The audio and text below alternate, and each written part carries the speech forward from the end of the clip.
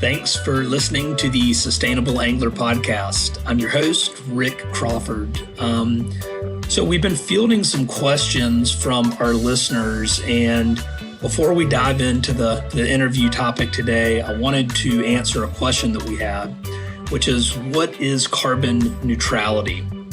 Or what does it mean to be carbon neutral?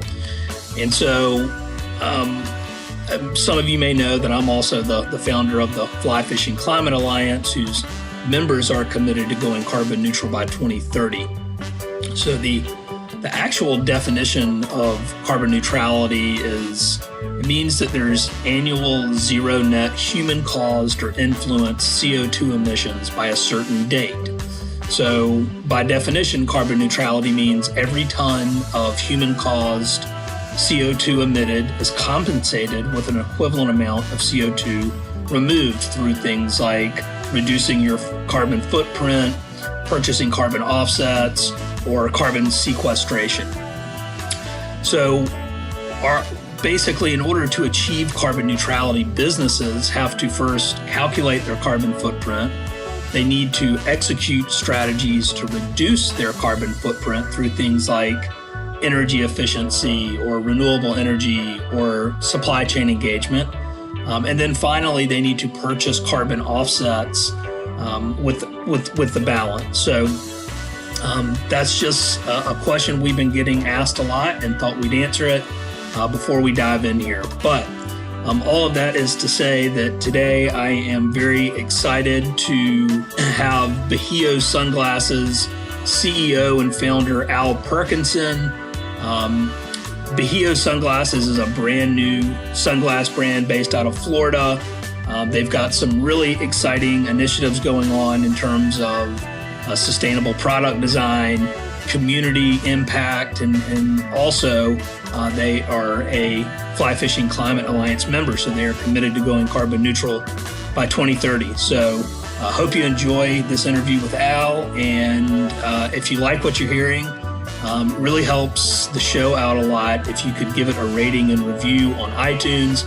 That helps us find new viewers so that we can accomplish our mission of educating and creating more awareness about environmental threats to our fisheries and sharing solutions to those problems. So anyway, thanks and hope you enjoy.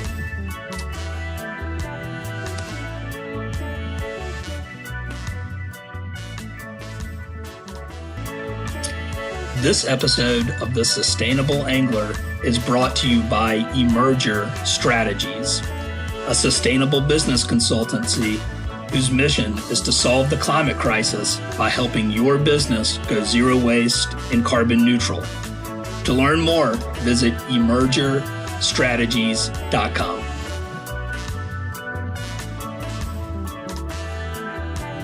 So Al, I thought I know that you've got a lot going on in terms of exciting news and with the launch of Bajio Sunglasses. And I want to get to that because I think that from what I've learned, y'all have got some amazing things going on related to sustainability with the brand.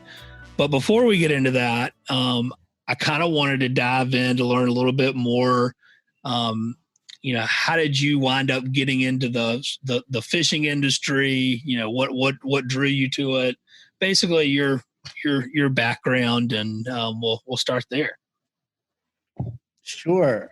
I grew up in North Carolina primarily, and I've had three little brothers, and we spent most of our time, just exploring the creek behind our house, and we would go for miles and miles on that creek. Back then it was, I don't think parents were as worried about kids, something happening. And, we would have bumps and bruises and scrapes and all of that, but nothing major ever happened. But we would, just spend hours and hours chasing frogs and fishing and doing all those things. And so I think probably early on that outdoor life just kind of got in my blood from that. And, we'd make trips down to the coast.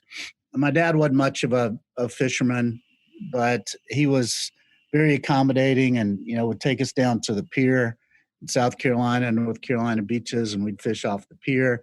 every now and then he'd spring for a deep sea fishing trip, and we do that. So, it was just sort of part of our life growing up in the Carolinas. And as I got older, I went off to New York and worked in advertising, and kind of got into more like a corporate situation.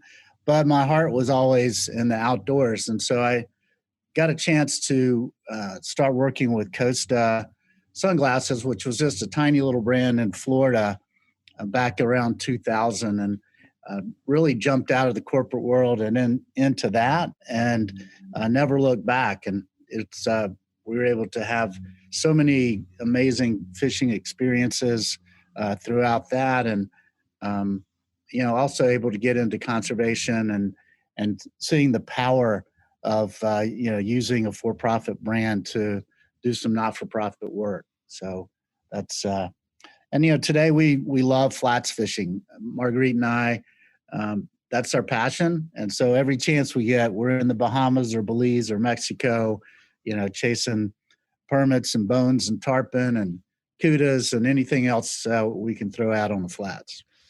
Nice.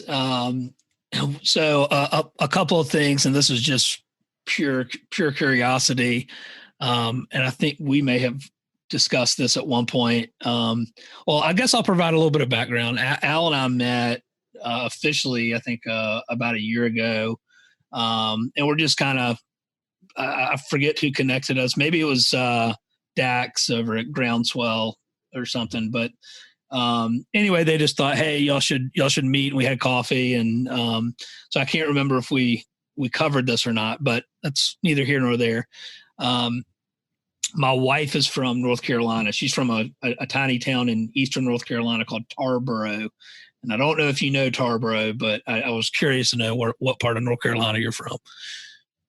Yeah, I grew up in Charlotte, North Carolina, and then we moved away for a couple of years and moved back to Laurinburg in eastern North Carolina. Okay. And that's where I got turned on to Eastern North Carolina barbecue, which is absolutely the best in the world. Texas is the best in the world. I'll have to agree with you. And the Eastern North Carolinians are very proud of the barbecue for good reason. But all right, well, I just was curious about that. But you mentioned there's a couple of things that I want to cover that you mentioned, but the other is using a for-profit brand to do conservation work, which I think in the scheme of outdoor brands and businesses and things of that nature, I guess you were on the forefront of this is what I'm getting at. This was not something that is a lot fewer brands were doing at the time.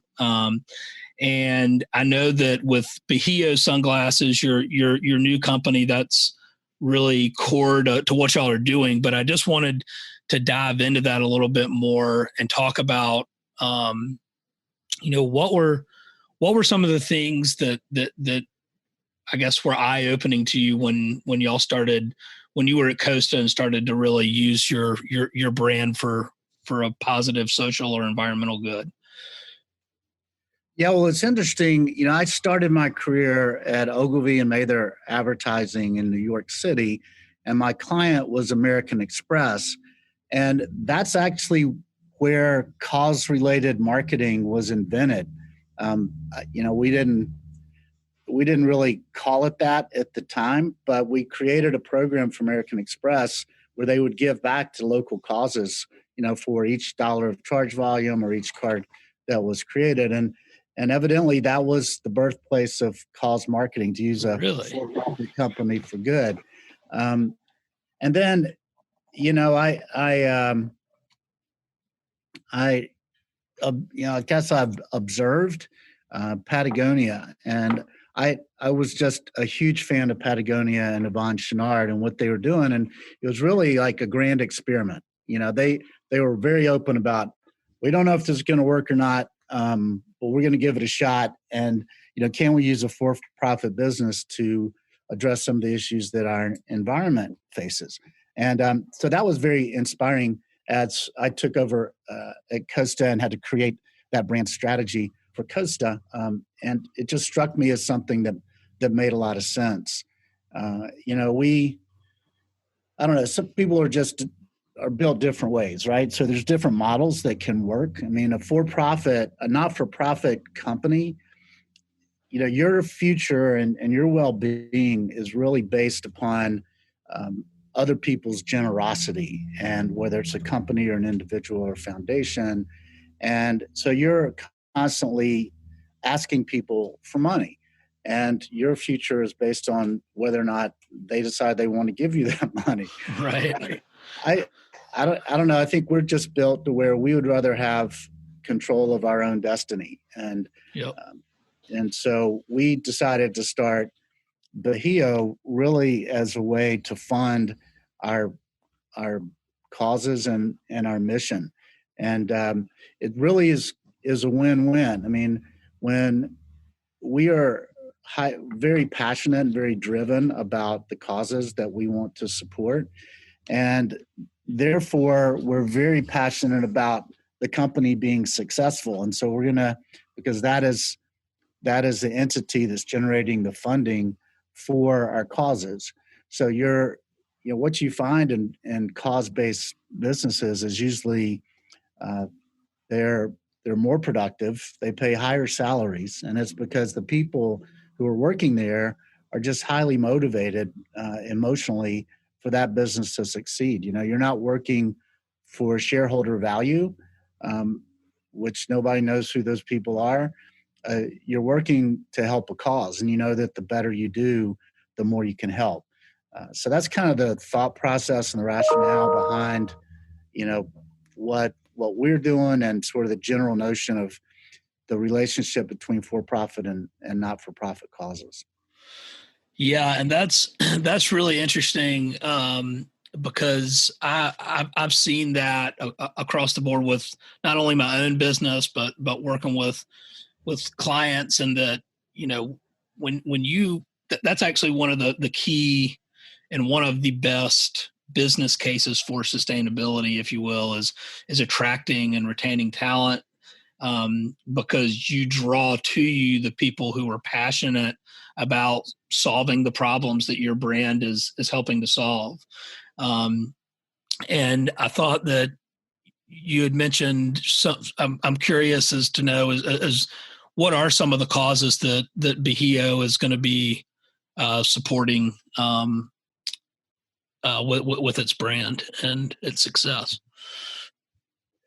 Yeah, well, it's interesting, when Marguerite and I were sitting down and figuring all this out, which was right when COVID started. So we had a lot of time to sit around and figure things out in our house in Charleston. And, so we kind of at first we had our marketing hats on, and we were thinking, okay, cause-based marketing, it's a great marketing strategy. What is our cause going to be? And, how are we going to differentiate our cause from the cause of other companies? Cause-based has gotten really popular, and you got Tom's Shoes and the buy one, get one. You've got 1% for the planet. It seems like everybody's getting engaged. And so, it's almost like a competitive cause market out there. How are we going to differentiate ourselves? And so we started, playing around with ideas and going down that path. And it just felt kind of inauthentic, and so we really were looking outwards instead of looking inwards. And so we decided that, hey, look, what do we care about? And that's just the question that we ask ourselves. And, what do we want to do with this economic engine that we'll be creating? What are we passionate about? And it was really what we concluded. It was about protecting the places we love the most, and then in the process, helping the people that we love the most. Oh. And the places we love the most, once we started going down that path and just looked inward, we were like, oh, this is easy. We know what we love. We know what we want to protect and what we want to do. And it was really the saltwater flats of the world, and they're threatened, and not a lot's known about them, believe it or not. And it's the place that we've probably had most of our adventures and most of our fun over the years. And then, it's the people are a lot of the indigenous communities. We started Indie Fly Foundation a few years ago to help indigenous people. And those are the people that we feel like they're kind of the underdogs. And we, for whatever reason, sort of relate to the underdog. And we just have an affinity for the people that we have met over the years that live in these places. And so we want to, in this process, help them. And then the other part is young people. And young people are optimistic and they're inspiring and they're energetic and they're searching for purpose, And so if we can help them find that purpose through this whole process, then, that's going to feel really good and really fulfilling. It's going to make us very happy as well. So in a nutshell, that's what we set about to do with this brand. And so far it's feeling great. And, we can share other details with you. Happy to, if you like, but that's the general purpose. Yeah. And I love that. And I think it's really, to me, in terms of cause marketing and sustainable business and I think responsible business, it's all relatively the same thing. But one of the things that I think is super important is that you mentioned is authenticity, right? And actually not just having a cause marketing campaign, or strategy, but actually caring. And I think that what we're all going to see is that obviously is going to come out from Bajio is very authentic. And I had, because I know of your personal love for fishing and the flats, and actually recently interviewed Matt from Indie Fly, which I'll be releasing soon on this. So anyone who really wants to get a deep dive on the work that Indie Fly does, be on the lookout for that episode. It's coming out next. But they do incredible work, and it kind of marries what Al's talking about, I think, in that, it's protecting those places and people that you love, and using fly fishing as a way to engage those people. And I also think, because there's a couple of different directions I can go with this, because I do want to dive into love of flats fishing because we share that. But I also want to perhaps shamelessly plug this, but mention that Bajio is a new member of the Fly Fishing Climate Alliance, and is going to commit to going carbon neutral by 2030. And I know that y'all are doing that for all the right reasons, but just in case anyone out there's listening, when you talk about young people and what they care about, I've found through any and all research that I can get my hands on, they really care about climate and the environment. And so I guess my point in saying all of that is that if you're not paying attention to this next generation of young folks out there, you really should be, because they're the ones that are going to be dealing with the repercussions of climate change and how it affects the flats and the rest of our fish. So just throwing that out there for what it's worth. Well, the flats are what you think of, a bonefish flat in the Bahamas, but the flats are also, you're in Charleston and the marshes and the low country, those low-lying areas. Those are Bajios as well. Yep. And the role that they play for the oceans is they are the nursery, they're the estuary. There's where all the young fish start, and then they grow up to where they're big enough to take care of themselves out into the ocean, and then they go off and do their thing. And so if you think about it, if the estuaries are threatened and if they stop producing the young, then eventually there's no more fish in the sea. And so it's pretty much that simple. Whether Yep. you're talking a coral reef, or you're talking a saltwater flat, or you're talking a marsh flat or an estuary, it's the breeding ground of the young. And so it's vitally important. That's kind of goes to the very root of ocean conservation, is protecting those areas. And, some of those areas are the most beautiful places in the world. I mean, if you were to ask somebody to describe their version of paradise, they'd probably say palm trees, sand, and beautiful blue water, right? Yep. That's what's in your brain and your DNA is paradise. And so people flock to these places, and they almost love them to death. And so whether it's cruise ships or it's resorts or whatever, they're a bit of a plague on these vital ecological spots. But it's also a target of industry. And a lot of these places are very remote, and they don't have strong governments that protect their natural resources. And so they've fallen victim to predatory businesses, whether it's mining, forestry, any of those types of extractive industries.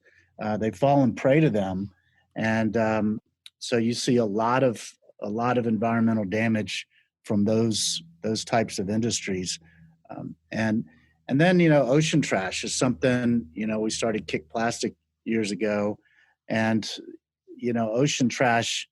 If you're at the wrong end of the current, like our friends down in Ixtlac, Mexico, where we're doing some work right now, you're kind of screwed, because you're the repository of everybody else's trash, and you see that in places all over. The result of ocean trash is these small places just have littered beaches, and hurts their economy, hurts their self-esteem, hurts their environment.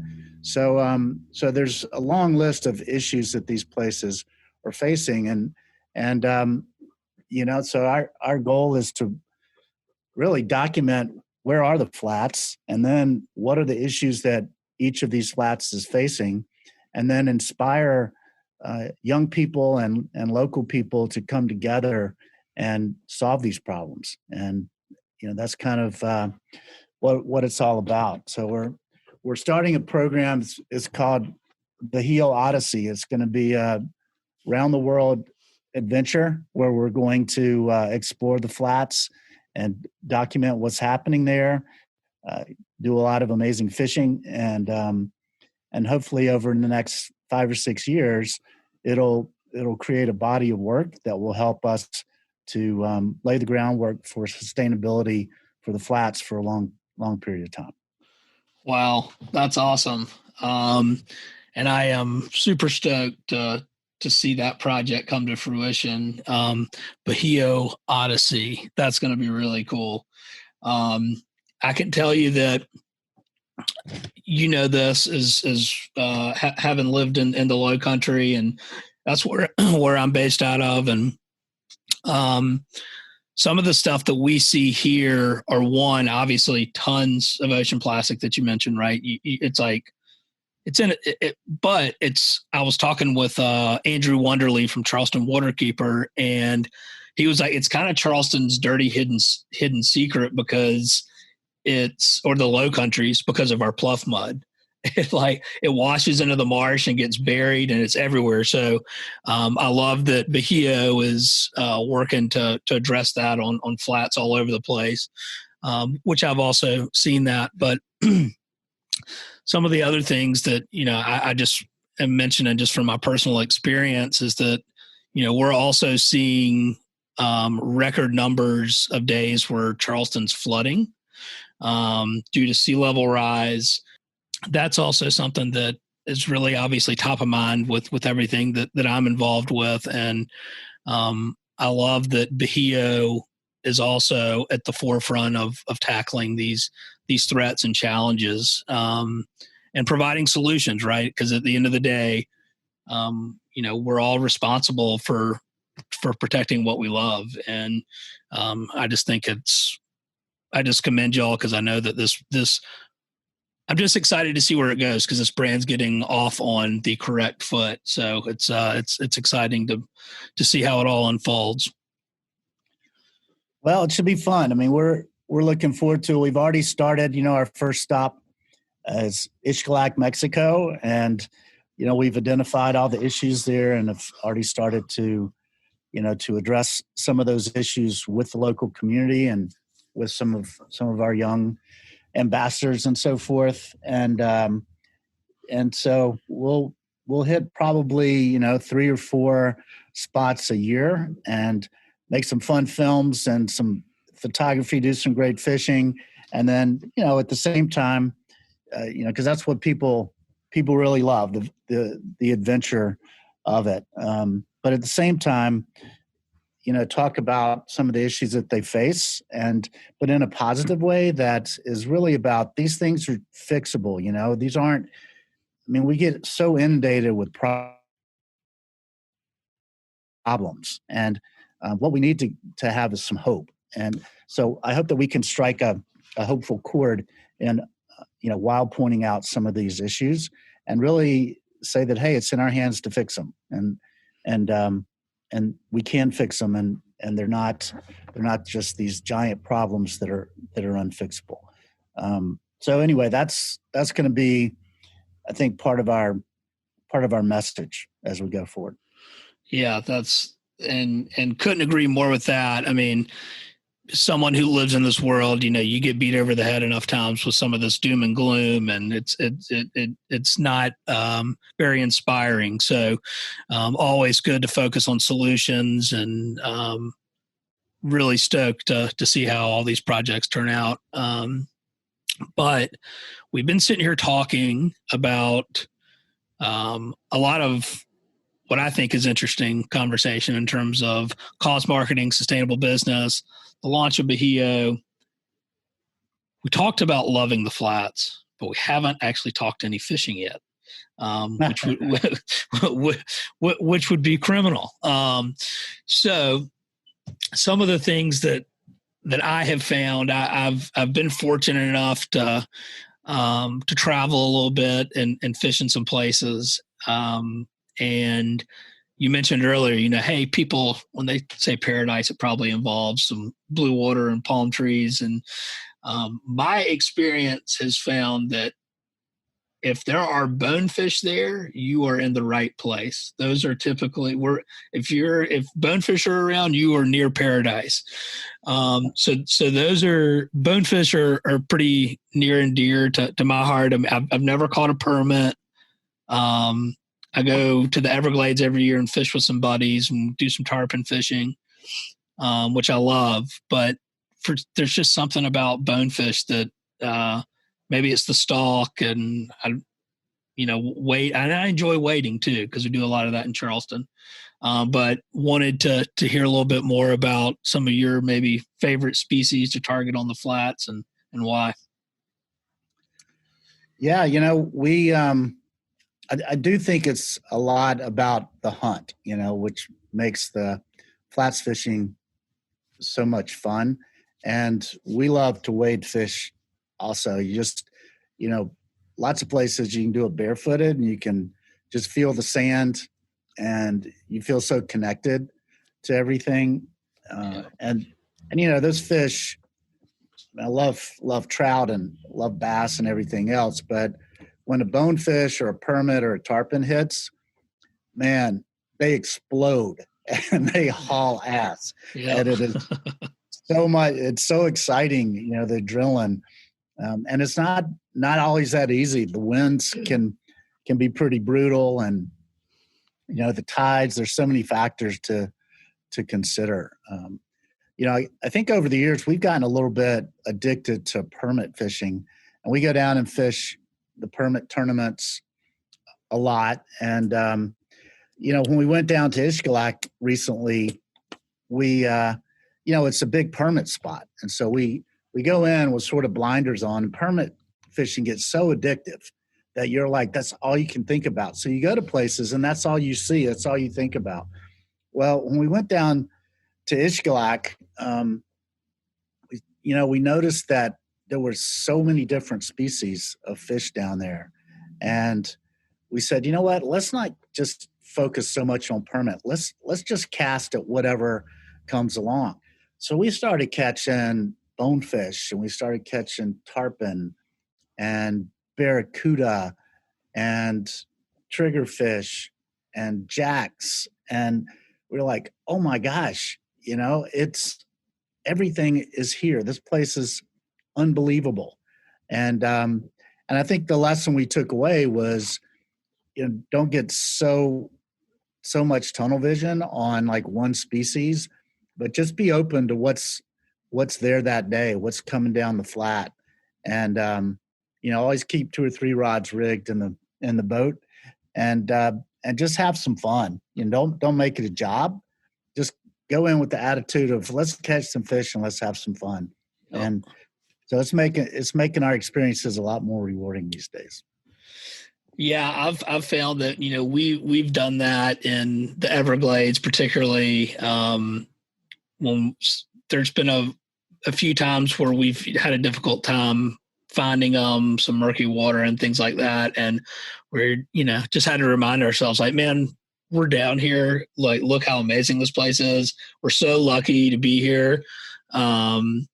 Let's just go see if we can catch some fish and have some fun. And we've as a result of that, have run into triple tail and just all sorts of stuff that you weren't really down there to even think about, but you found, and just made it so much more fun than, because we have had those trips where we were like, tarpon or bust, and we went bust, and you're kind of like, well, that was fun, but I can't believe we didn't land a tarpon.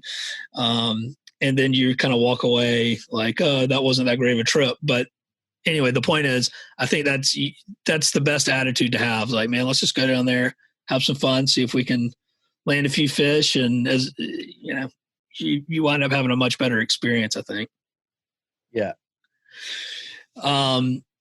So what are you've targeted, or you're kind of mentioned that you're a little obsessed with permit. Where are some of the places that you enjoy permit fishing the most? Well, I think we'd have to say that Southern Belize, with we used to go to this place called Blue Horizon Lodge, and Lincoln Westby is I don't know, Lincoln's probably 85 years old at this point. Garifuna, Indian, he's kind of like the unofficial chief of the whole tribe down in Hopkins. And he and his wife built this place years ago. It was a key that's probably 8 or 9 miles off the coast of Hopkins. And they got, I think they counted 40,000 sandbags to put onto this mangrove island to build it up. And they didn't take it off the flats. They took it out of the river, the sand. They didn't want to destroy the flats. But, Lincoln knew that this part of Southern Belize with the Pancake Flats was the best permit fishing in Belize and maybe in the world. And so he and his wife, one sandbag at a time, built up this little island. It's probably an acre. And then they built these pretty primitive huts on stilts, and created the Blue Horizon Lodge.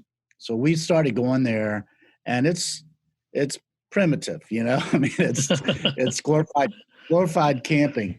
But Lincoln and his knowledge and wisdom that he has is about the flats, the life that he's lived. It's just been amazing. And then just going out and fishing those flats all day, every day, snorkeling all around there. It was just fantastic. And he's, in the last few years, sold Blue Horizon. They've come in and sort of revamped it. So it's, I think it just reopened last spring.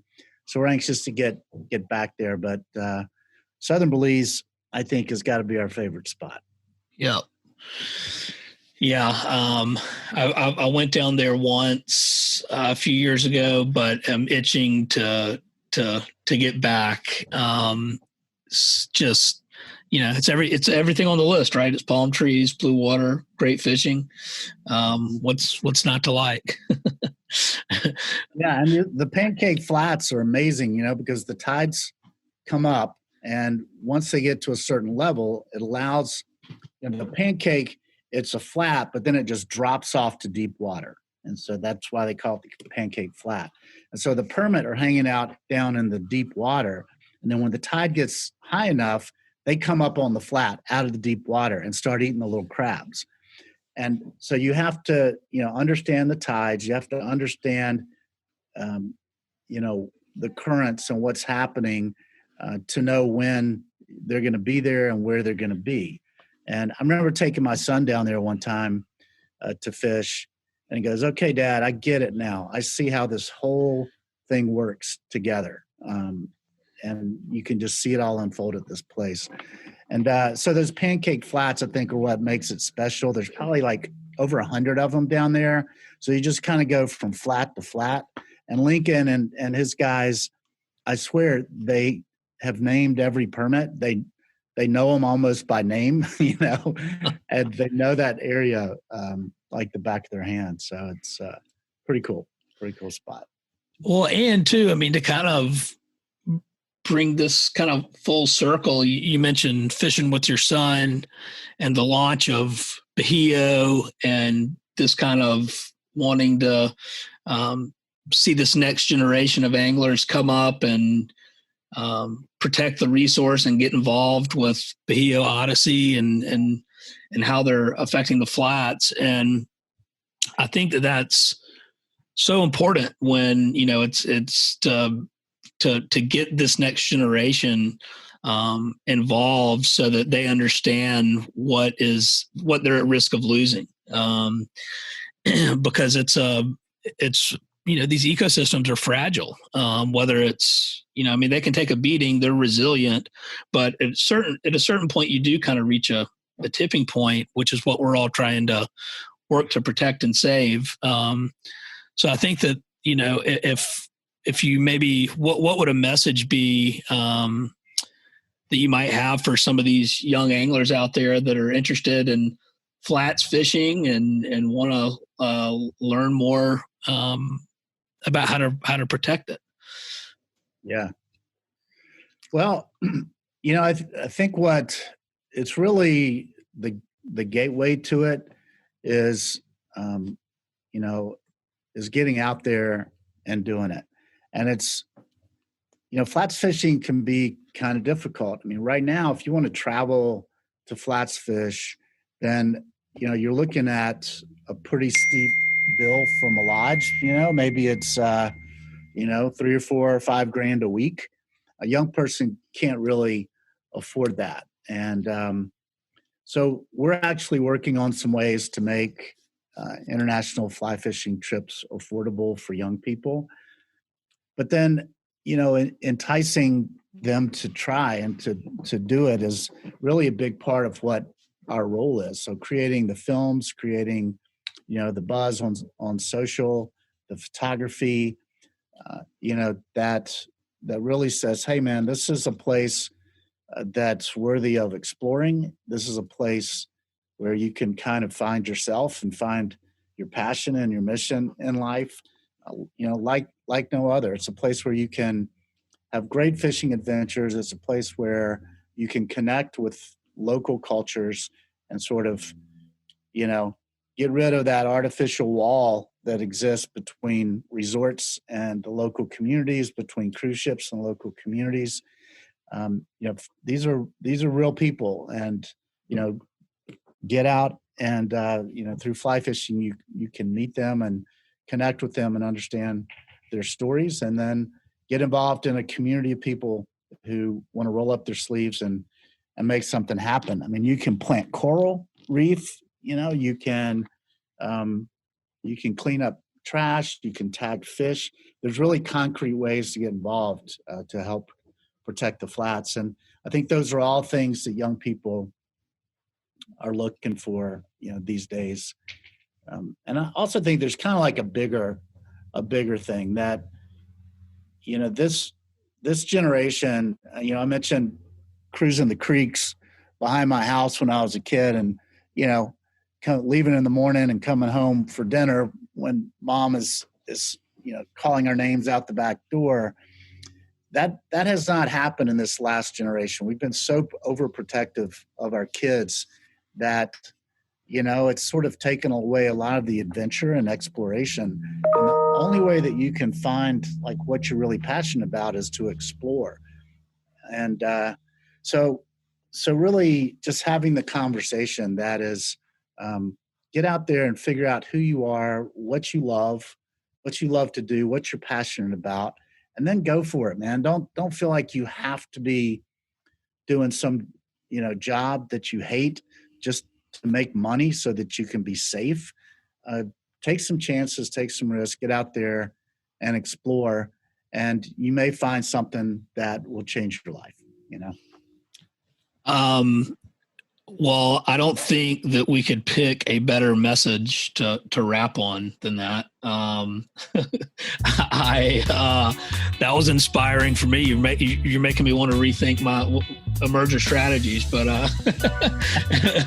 no.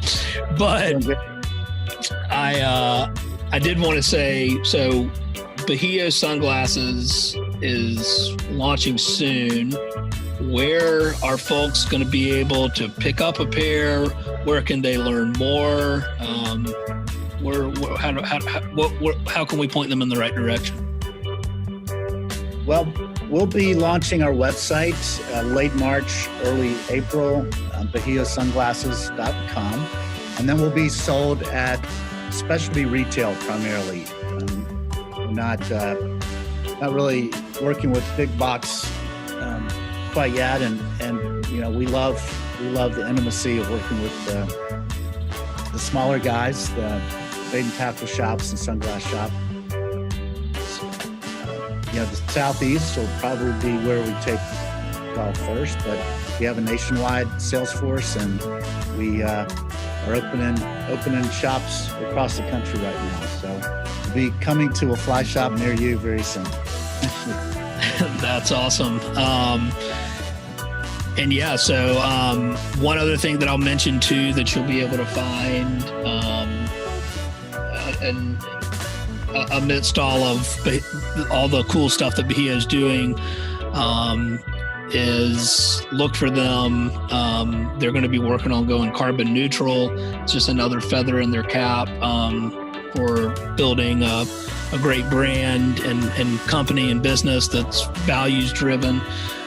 But just be on the lookout for that, and pick up a pair, support them so that they can support all these amazing causes that they'd like to use their business as a tool to do that. So Al, I appreciate your time, and always great catching up with you, and super stoked to see Bajio launch, and wish y'all all the best. Thank you, Rick. It's been great being on and great chatting with you. I appreciate it very much. Absolutely. All right.